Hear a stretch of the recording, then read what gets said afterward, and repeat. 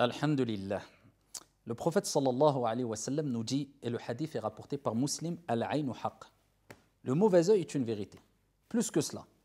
Le prophète sallallahu alayhi wa sallam nous rapporte dans le hadith authentique que la plupart de ceux qui meurent de ma communauté après le décret d'Allah et son destin meurent à cause du mauvais œil.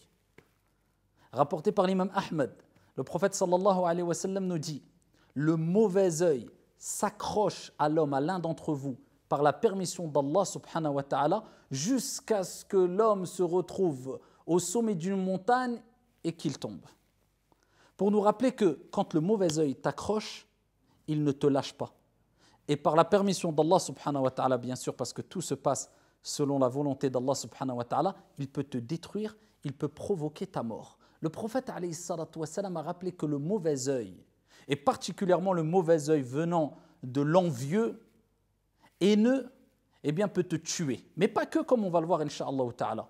Que dire à notre époque aujourd'hui, où l'exposition est beaucoup plus intense qu'il y a 14 siècles, et on le sait toutes et tous à travers les réseaux sociaux.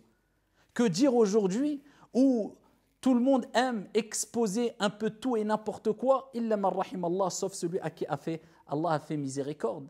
Regardez ma voiture, regardez ma richesse, regardez ma maison, regardez mon épouse, regardez mon époux, regardez-moi.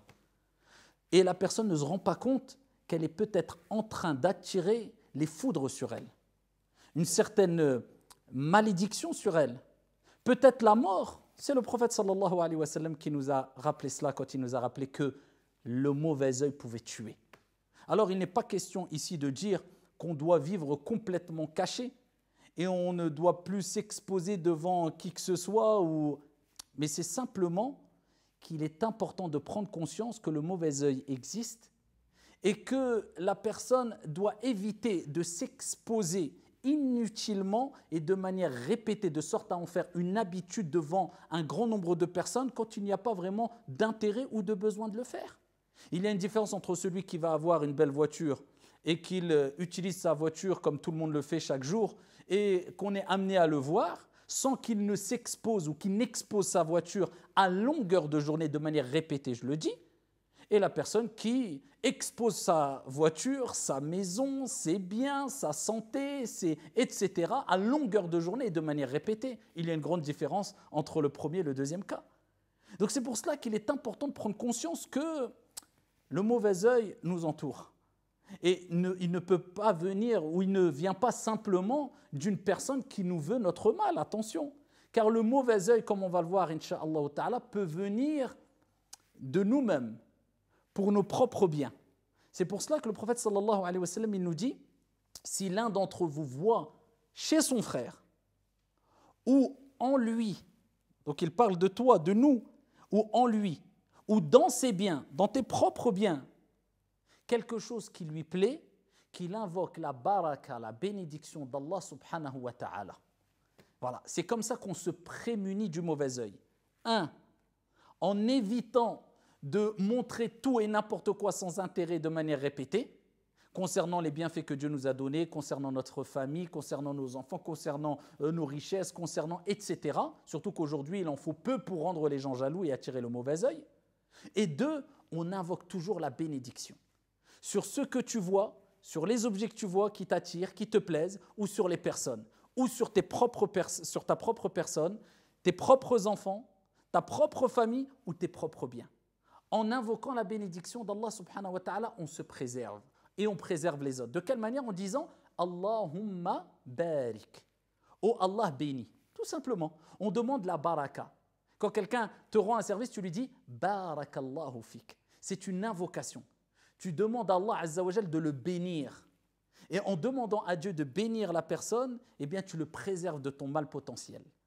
Donc le mauvais œil peut venir même de toi-même envers toi-même, ou même d'une personne simplement qui est attirée par quelque chose qu'il a vu en toi, mais qui n'est pas forcément jaloux, ou forcément haineux, ou forcément... Donc c'est pour cela qu'il est toujours important d'invoquer la bénédiction, al-baraka, en disant Allahumma barik, fiya, sur moi, ou bien alayya, sur moi, ou bien sur une autre personne, tu diras Allahumma barik fiyah.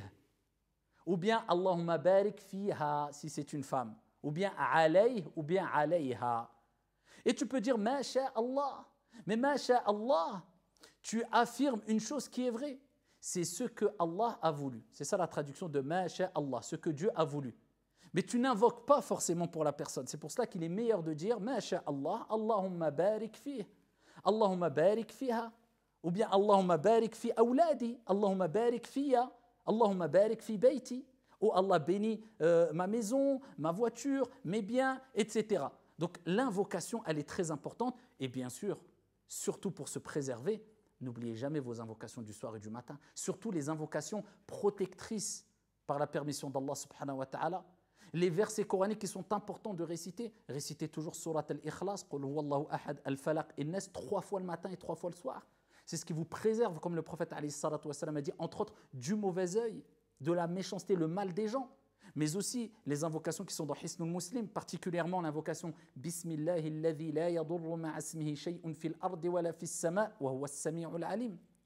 Au nom d'Allah, en compagnie de son nom, rien ne peut me nuire que ce soit dans les cieux et sur la terre. Wa huwa as-sami', c'est celui qui entend tout, al-alim, celui qui sait tout. A'udhu bi kalimatillahi tammati min sharri ma khalaq. Ces invocations qui vous préservent par la permission d'Allah subhanahu wa ta'ala. Et bien sûr, je tiens à rappeler encore une fois que oui, on ne doit pas vivre dans une certaine parano en disant on m'a jeté le mauvais œil, il m'est arrivé un malheur, il m'est arrivé une épreuve. Mais si le prophète a dit que ça tue et la plupart des gens de la communauté meurent du mauvais œil, c'est que c'est une réalité, que ça cause des dégâts, il ne faut pas le nier aussi. Et ça, c'est un message aussi à ceux qui veulent entreprendre de grands projets. Regardez combien de jeunes disent quelque part Bismillah à une nouvelle vie quand ils se marient. Et ils commencent comment le mariage ? Au-delà du fait que quelquefois ils font des fêtes exagérées, irrespectueuses, des gens qui sont autour d'eux, en klaxonnant, en faisant les fous en voiture, en mettant la vie des gens. On entame une nouvelle vie, on met la vie des gens en danger, en dérangeant les voisins, en attirant peut-être les invocations contre soi, en faisant de l'injustice, en faisant les fous, en laissant une mauvaise image. Qu'est-ce qu'on va dire à nos enfants après ? Voilà comment a été mon mariage, j'ai fait le fou, voilà ton père l'exemple, voilà ta mère l'exemple. Au-delà de ça, on attire peut-être des centaines, voire peut-être quelquefois des milliers pour ceux qui exposent sur les réseaux sociaux leur mariage. Je ne parle pas d'un mariage décent qui est fait dans les règles de l'art, on va dire, mais en s'exposant, en montrant que voilà, on a les plus belles voitures, les plus belles salles, on a la plus belle épouse, le plus beau mari, et ensuite il ne nous reste que les yeux pour pleurer, pour ne pas dire autre chose. Quand tout s'écroule, mais tu as attiré combien de mauvais œil ?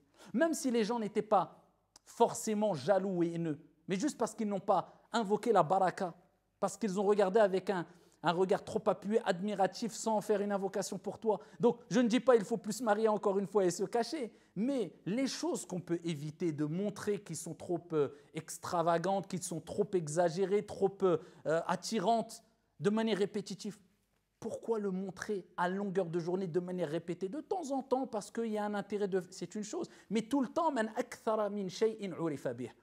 Celui qui a l'habitude de faire une chose sera connu par cette chose-là. Ne sois pas connu pour être une personne qui s'expose tout le temps, parce que ça peut créer et causer des dégâts souvent irréversibles, surtout à notre époque. C'est un message général et particulièrement pour notre jeunesse et celles et ceux qui aiment absolument montrer leur bonheur et leur vie, soi-disant réussite quelquefois. Et bien sûr, innamal a'malu bil khawatim, les actions ne valent que par leur fin. Et souvent, malheureusement, ces gens-là, quand on voit la suite, la fin de leur vie, elle n'est pas aussi belle que ce qu'ils montraient dans les débuts. Qu'Allah subhanahu wa ta'ala nous préserve du mal des gens mauvais, de l'envieux quand il envie, et simplement du mauvais œil. Wallahu a'lam, wassalamu alaikum.